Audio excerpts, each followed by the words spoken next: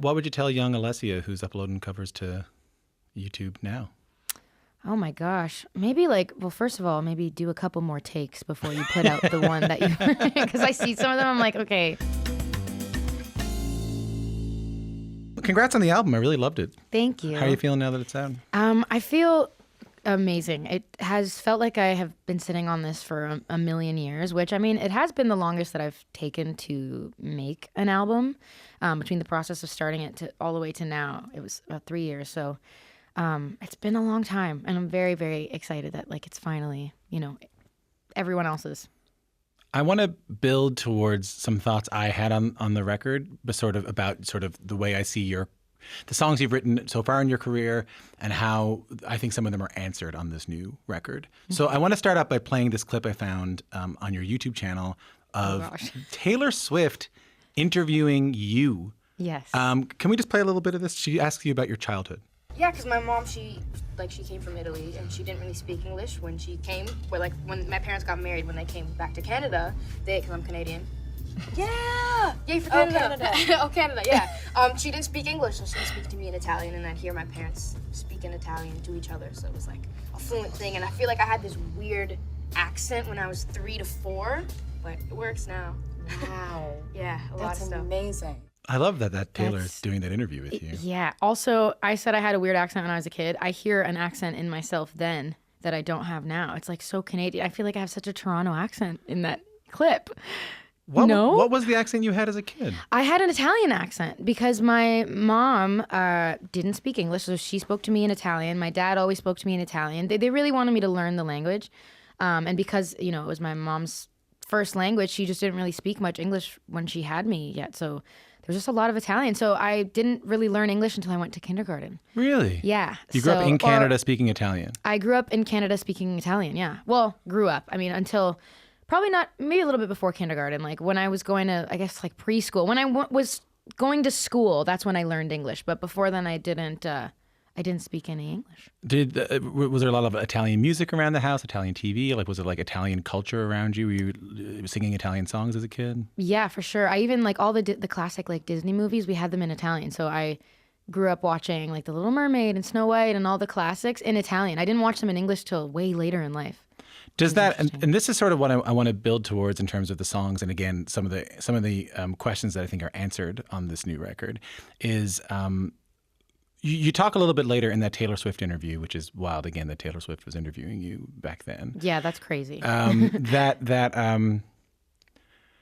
having that accent and sort of being raised in an Italian world in Canada, when you did go to school, made you feel a little bit isolated. Am I right to say that?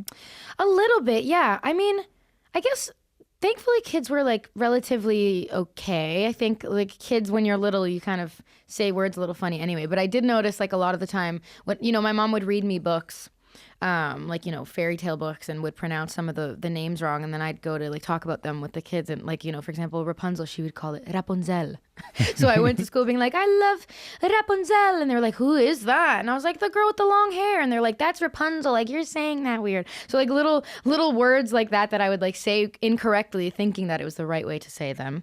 I would get made fun of a little bit, but the overall accent in general, I feel it was I don't know, a little bit isolating, but nothing too crazy. I think kids just say things funny anyway. You felt like you were okay. You didn't feel far away from the other kids. You didn't feel different than the other kids. I did, but maybe not so much for the accent. I guess a little bit, but mostly just because I was just extremely shy, and that was kind of where my isolation came from growing up. I was very shy. I didn't know how to play with other kids. I felt very to myself.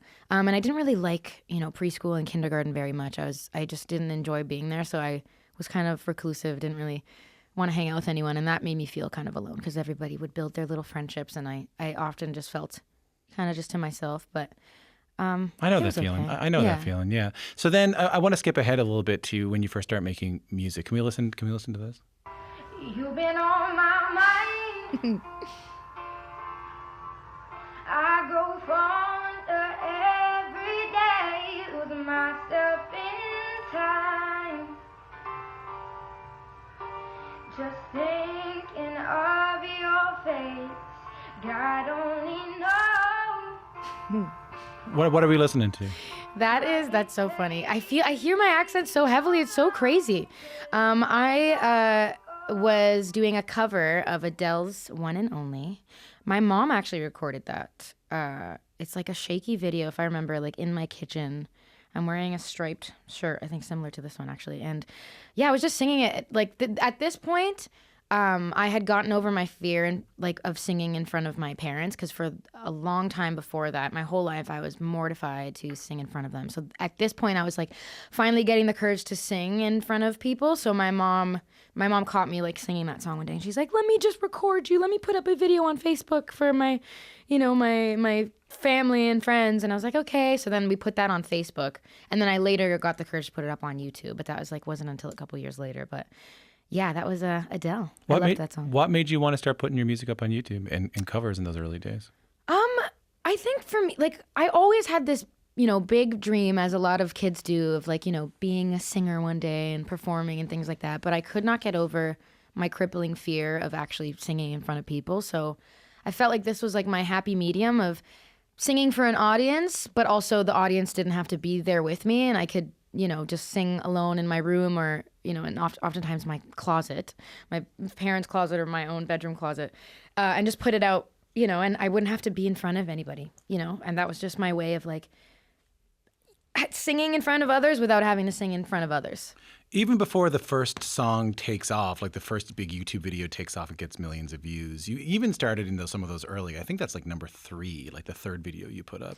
Even some of those early videos are starting to get some attention. People are commenting, people are saying this is nice, You had a comment in that I saw from 10, 15 years ago that you had written underneath that video, which said, "Thank you so much, guys. I think I might play it at my talent show soon."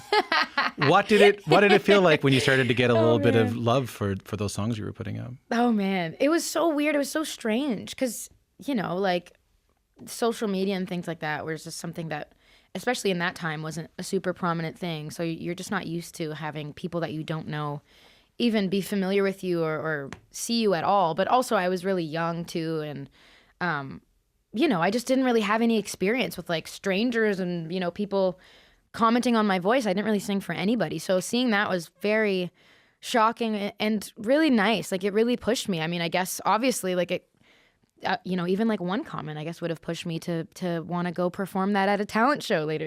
That was kind of where my head was at. So it was very surprising. It was always so such a big deal every time I would get a new comment, you have one new comment on your post, because obviously they weren't super frequent, but it was always really nice and weird.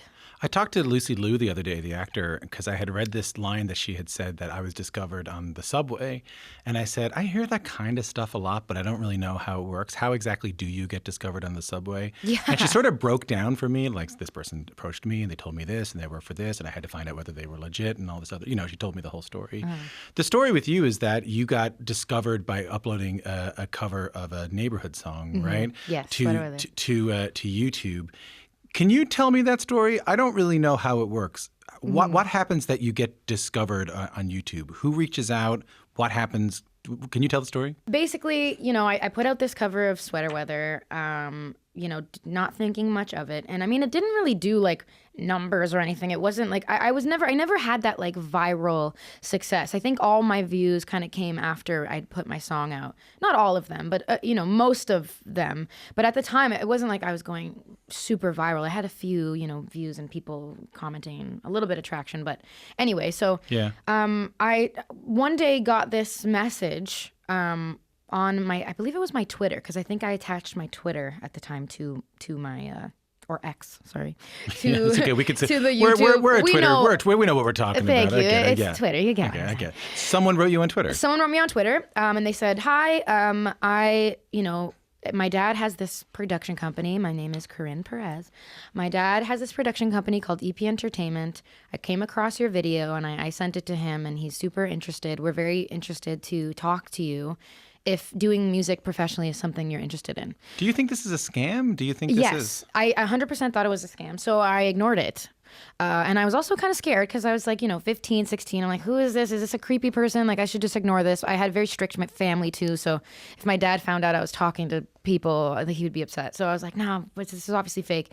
And then she kept reaching out, and the messages were different each time. So I realized, okay, it's not like a bot, it's not something fake, like maybe. So she was like just very persistent, like, you know, would you be interested at all in a phone call? We'll give you our number if you're interested, like please contact us, whatever. So I was like, I don't know what to do. Do I bring this to my family? Like, what do I do? So long story short, got just this little inkling to ask my dad about it. I said, hey Dad, you know, this is the situation, like should we call them? And they're like, what do they want with you? And I was like, I don't know.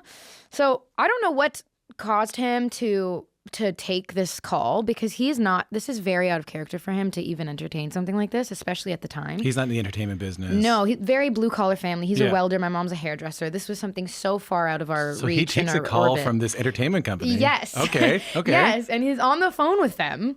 And I'm there, like, kind of, like, beside him on the kitchen table, kind of trying to hear and listen to what's happening. And I, you know, before he took the call, I said, hey, yeah, you can talk to my dad. So he's taking the call, and he's like, cool. Long story short, they wanted to fly us out to New York, him and I. They said, we'll pay for your flight, come out to meet us. We're serious people.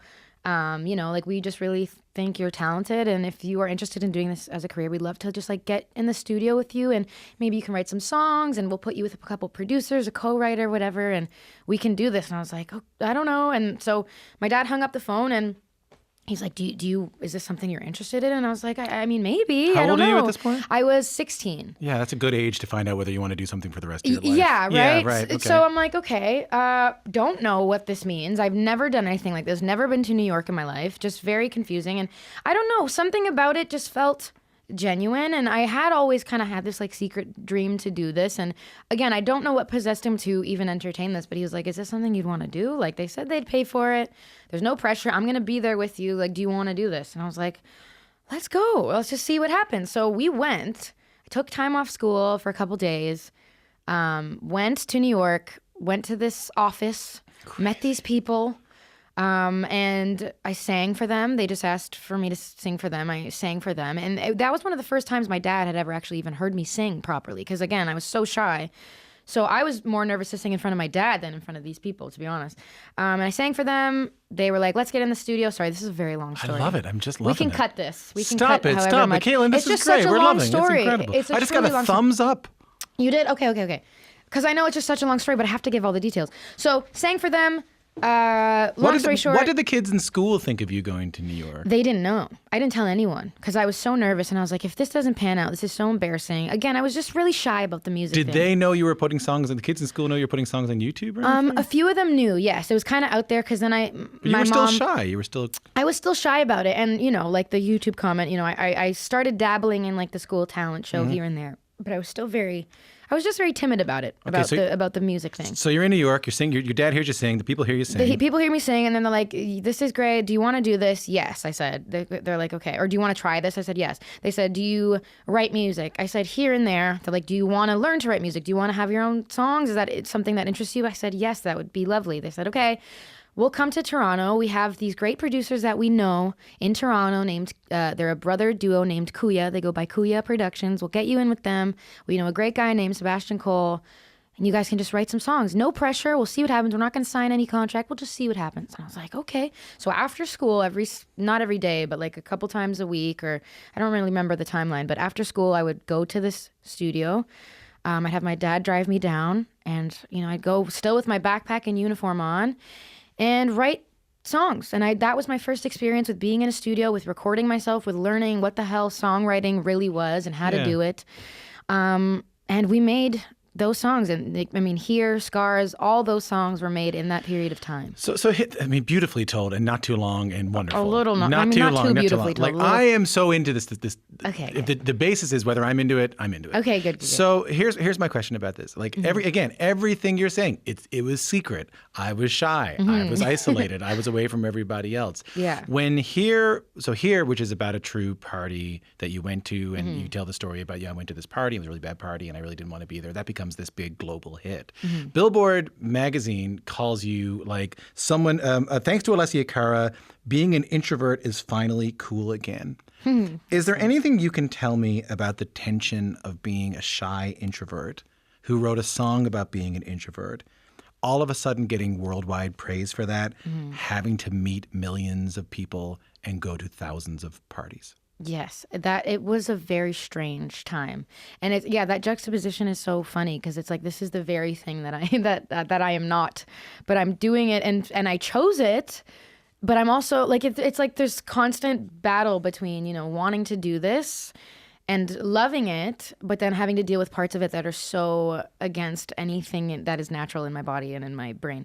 How did it feel when you were going to those parties and in these? Because I think the most extroverted people I know would have a hard time at big major label Grammy LA parties. Of course, yeah. And much less a very introverted person like yourself. How did you find it? It was scary. It was very scary and overwhelming.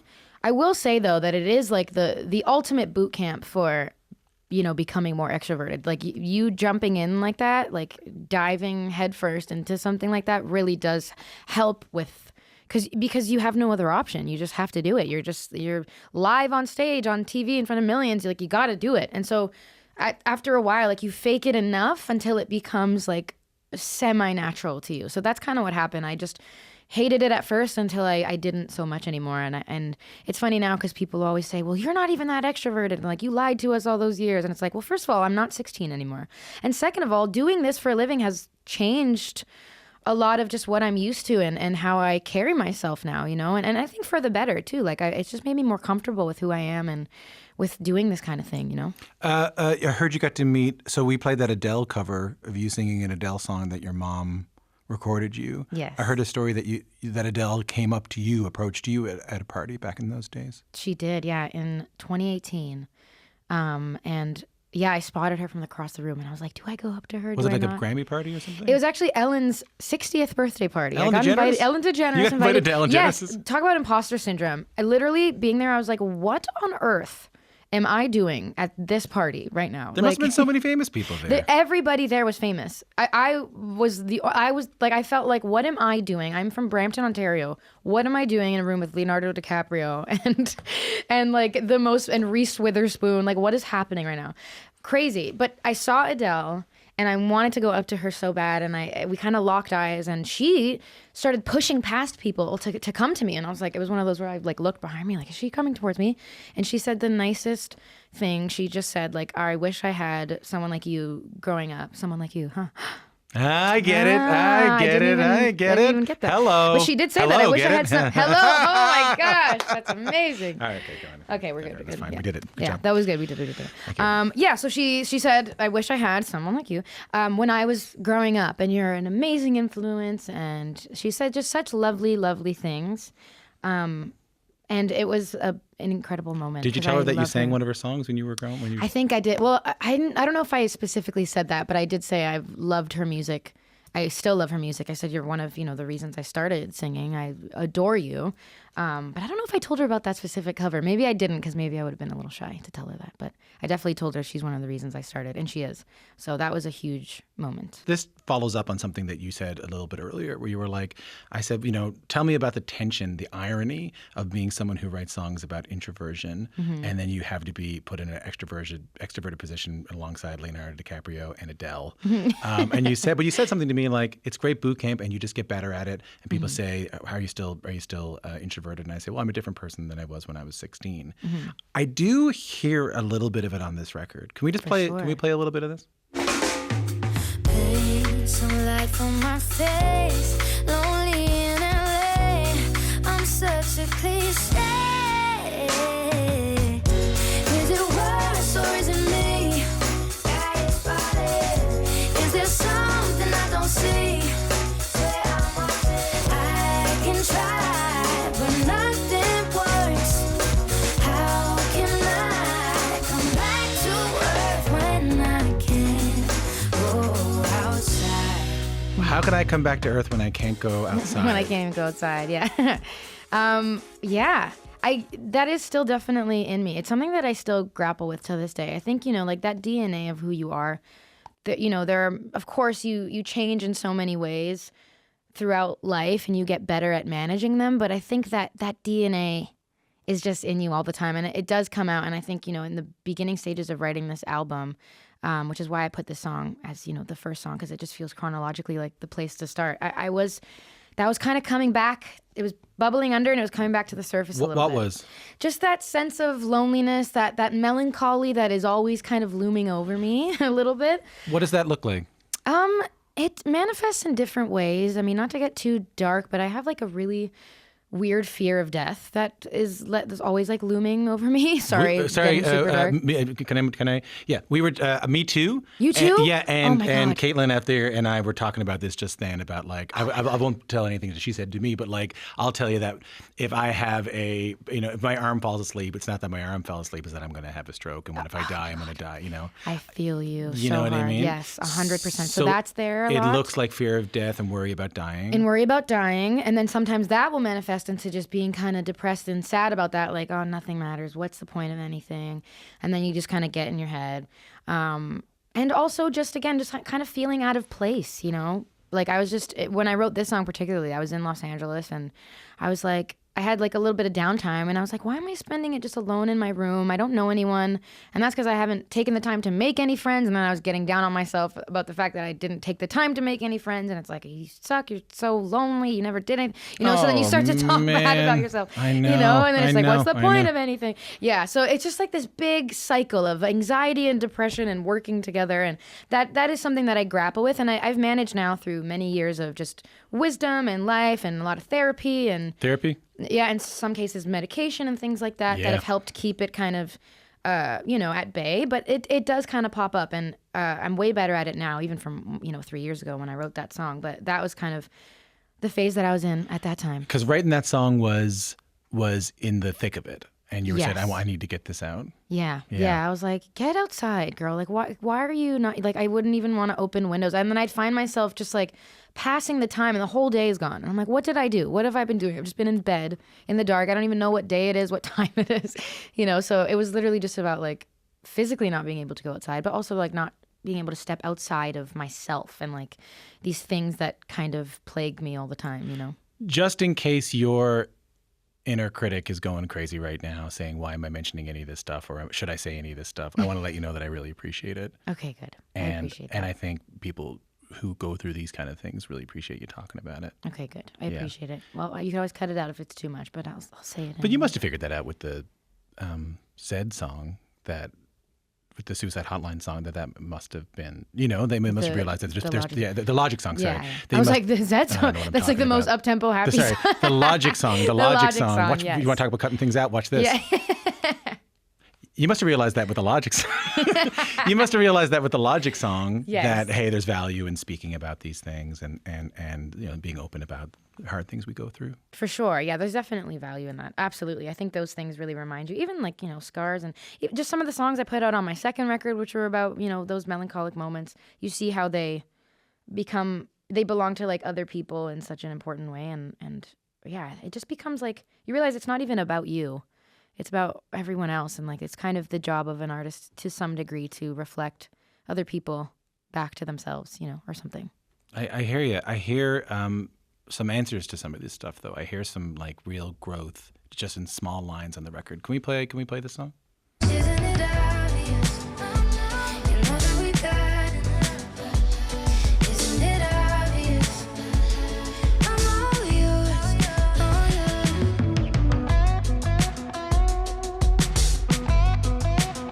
That's Alessia Cara and Isn't It Obvious? Here on cue. John Mayer there.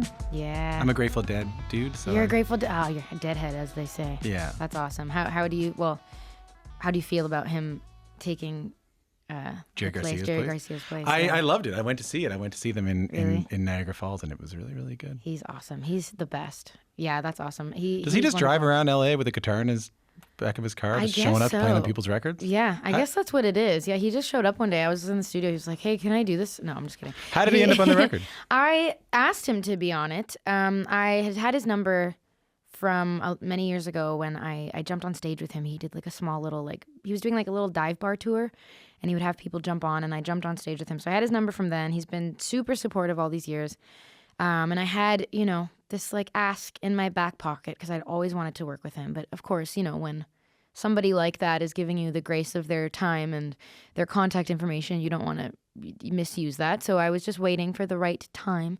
And this song just felt it would just be so great if he was on it, and it just felt like a song that hopefully he would like and that he would sound so great on. And so I just asked him through gritted teeth and very tight shoulders. I texted him, and he said yes, and he played this incredible solo that is like so identifiably him. Like you can, I didn't tell anyone that it was him, and I would play it around for people, and instantly within the first like 4 notes, everybody's like, "Is that?" Like they would ask the question, which is such a wild thing. Like imagine being that good at guitar that. Or having that much of yourself in your music. Yeah, it's not even so. Yeah, I mean, because he's objectively very skilled, but to have that nuance and to like speak that, like to make that a language that is your own, where you can play and bend a note in a way that is like just you, is so cool. So the I know that's sort of a song about the challenges of trying to fall in love, and some of the challenges of trying to be with somebody. It's a song about a lot of different things. But back to what we were talking about, that song Outside is about the fear of going outside. I can't even go outside. How can I be happy? Even going back to when we were talking about you feeling shy as a kid, and in listening to Italian music and feeling a little shy from everybody else, or shy at the Ellen Degeneres party, or shy at all these other things. There's a lyric I was curious about in that song, which is, "Fears are only constellations, only glowing if we make them, we're just fine." Tell me about that line, because it sounds like growth to me. For sure, yeah. It's interesting you bring up that song as like the other end of the go outside coin, in a sense, because that is kind of the turning point of the album, and it's kind of placed in that way chronologically, because I felt like that song, like you kind of have 2 options, when you're faced with kind of a road that you can go down versus another. You're faced with either like dealing with that stuff and learning how to understand yourself so that it doesn't damage something good that's happening, or you can let that like sabotage everything. And so in this case, this song is about physical distance, but also like being at a phase in my life where I was, with someone, and it felt really new and beautiful and wonderful and safe. And just something new for me, I've never felt that sense of safety and comfort. And it was bringing things out of me that were very nice and beautiful, but also a little scary. And I was just kind of faced with like, is this going to get sabotaged? Like, are these fears that I have? Is this like sense of fear and melancholy and dread? Like, is that gonna ruin this? And so I had to like reassure the other person and myself that like, the fears are only constellations line. That just felt like, if you look up at the stars and you like make little images, and you can convince yourself like, oh no, I'm seeing a dog, or that's a flower, but if someone else says something, it's like, no, that's a spoon or something. And like you convince yourself, like you create images and you decide that that's what you see, and if you look for it, you'll find it, the same way you look at constellations in the sky. You're looking for it, and you can piece it together. I feel like that's kind of what fears are like, or what these insecurities are like. If you're looking for them and you're harping on them, they'll be real. They'll become real, And yeah, so I just felt like I needed to tell myself that as a reminder, but also this other person, like, we're good. I really care about you. I'm going to deal with my own stuff because I want this to work. And it's just a reminder for myself too. Like, it's if you're looking for it, you're gonna find it. And I think the same goes for happiness too. If you look for it, it'll be there. You just gotta like look in the right places. I feel like, I think it's a beautiful record. I think it's a beautiful sounding record. I think it's a very groovy record. I think it's a very cool, sophisticated, awesome record. Thanks. And I want to add that I feel like it's the first record of yours. Maybe not well, whatever I say. I'm just afraid to say this. No, say it. I think it's the first record of yours where I hear that inside person, that person introvert, that figure out the tools to go outside a little bit. Yeah. Figure out the tools to have figured out the tools to have that bit of growth. And I think that's really a beautiful thing to hear on this record. Thank you. Do you know what I mean? Totally. Yeah. I mean, that's exactly why I placed it where I did in the track list, because it felt that way. It felt like a turning point emotionally, and as an artist too, like in my songwriting, it felt like, okay, I'm approaching music in a different way too, and from different eyes, which is quite nice. It was really nice to be able to do that, because for a while I just felt like I didn't know how to be a good writer if it weren't for pulling from these bad things that I was feeling, So it was nice to pull from something good, or like push down the bad at least. Yeah. If I wasn't pulling from good, at least pushing down the bad a little bit. Yeah, Phoebe Bridgers says that people confuse sad with seriousness. Yeah, that's so true. Yeah, but you can write serious, beautiful music that doesn't have to be sad. That's very true. That's a great quote. I love that. What would you tell young Alessia who's uploading covers to YouTube now? Oh my gosh. Maybe first of all, maybe do a couple more takes before you put out the one that you, because I see some of them, I'm like, okay, you could have edited some of this out, or you could have done another take of that. But anyway, but seriously, I would say, I don't even know. I would just say, just don't worry. Don't sweat the small stuff. You're about to go on a very crazy journey. Hold on, be present, as cheesy as that sounds, and enjoy it as much as possible, Really just enjoy it and hold on to who you are. And yeah, I don't know. I guess that's what I'd say. And when you go to Ellen Degeneres' party, don't be afraid to talk to...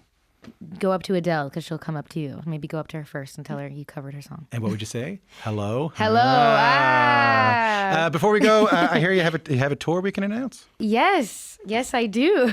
I do have a tour we can announce. I'm going to be touring from April all the way to June, and hopefully, more and more in the future, and adding dates if we can. But I'm going to be going to the US, Canada, of course, and Europe, which will be incredible. I'm so excited about that. Can you sleep on the bus?